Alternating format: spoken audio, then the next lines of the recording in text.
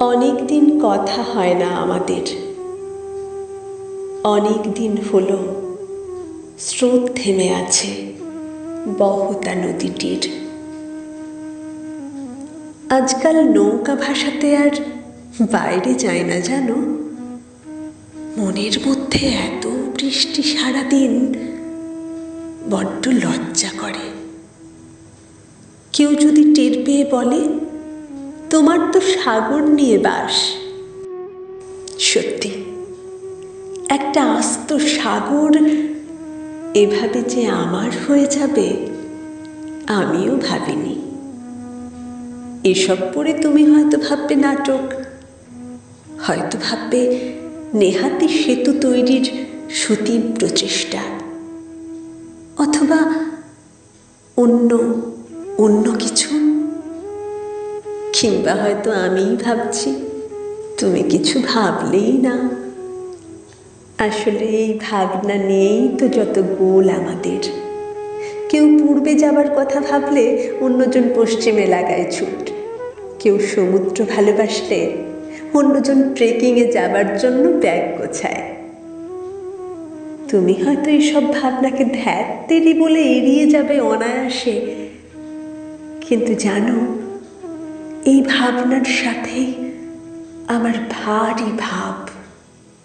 না, সময়ের মূল্য নিয়ে উপদেশ অথবা নীতিবাক্যের টোটকায় কাজ হবে না কোনো। এ একটা ভালো লাগার অভ্যেস, ভালোবাসারও।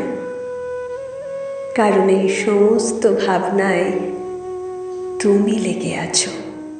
থাক সেসব, আজ কোনো ঘুর পথে যাব না। তুমি আছো কি নেই জানি না, তবে তোমার নামের পাশে সবুজ বাতিটি আমাকে বলে তোমার উপস্থিতির কথা।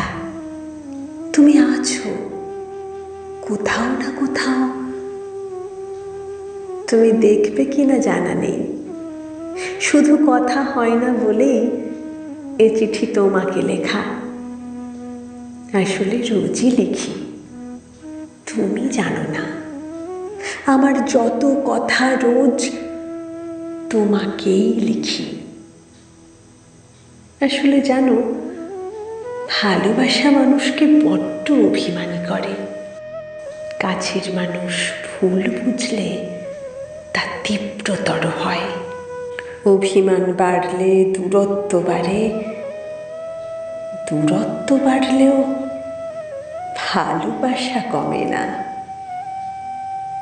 তবুও সেই দূরত্ব অতিক্রম করে ভালোবাসা জাহির করাও যায় না।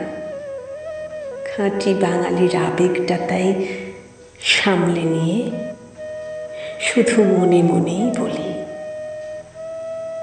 শুভ নববর্ষ।